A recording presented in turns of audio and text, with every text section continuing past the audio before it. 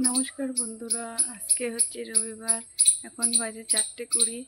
আমি এই যে আজকে তো রবিবার, ছেলেকে নিয়ে ডান্সে গেছিলাম, সেখান থেকে এলাম। তো বাইরের পরিবেশটা দেখুন, মেঘলা। এখানে নাকি প্রচুর বৃষ্টি হয়েছে, কিন্তু আমি যেখানে চাঁদপাড়ায় গেছিলাম সেখানে কোনো বৃষ্টি হয়নি, প্রচণ্ড রোদ। তো এসে দেখলাম প্রচণ্ড বৃষ্টি হয়েছে। তো আজকে আমি আর কি বলবো, রান্না করে যাইনি, একটি টিফিন নিয়ে গেছিলাম চিড়ে। তো আজকে হেঁটে হেঁটে আসার সময় লাইনের রাস্তার দুপাশে কচু গাছে অনেক ফুল দেখলাম। আমি জানি না খেয়েছি কিনা, ছোটোবেলায় মনে নেই, আমি নিজে তো কোনোদিনও রান্না করিনি। তাই আজকে ভাবলাম এই কচুর ফুলগুলো রান্না করব। এখন চুলকাবে কিনা জানি না, আমার তো ধরে মনে যেন গা চুলকাচ্ছে। তো আজকে এই নতুন রেসিপিটা করব, তো দেখি কেমন লাগে খেয়ে।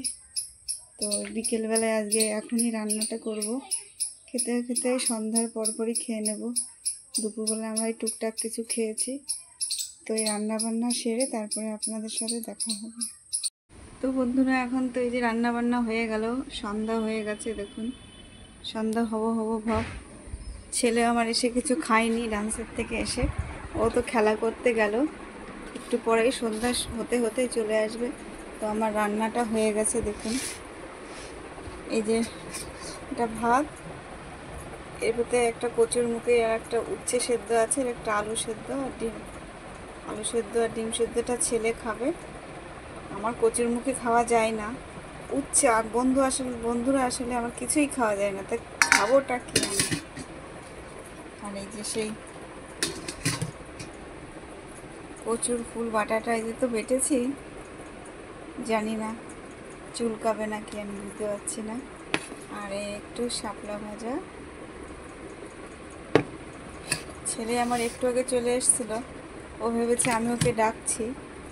তা সন্ধ্যা হতে আরেকটুখানি বাকি আছে, একটু খেলা করে আসুক, তারপরে সন্ধ্যাটা বয়ে গেলে ওকে খাইয়ে দিয়ে নিজেও খাবো, তারপরে ওকে একটু বই পড়াবো। আজকে যেহেতু ওর একটু অনেকটাই কষ্ট হয়ে যায়, 1.5 ঘন্টা জিমন্যাস্টিক, 1 ঘন্টা ডান্স, তাই একটু তাড়াতাড়ি আজকে ঘুমিয়ে পড়তে হবে। কাল থেকে তো আবার সেই একই জীবনযাত্রা, ওকে স্কুলে যেতে হবে। স্কুলে আবার রিহার্সেল আছে 15ই আগস্টের, কালকে বোধহয় ফাইনাল রিহার্সেল। দেখুন বন্ধুরা, মিঠি মিঠি হাওয়া বইছে, আর প্রায় অন্ধকার হয়ে এসছে।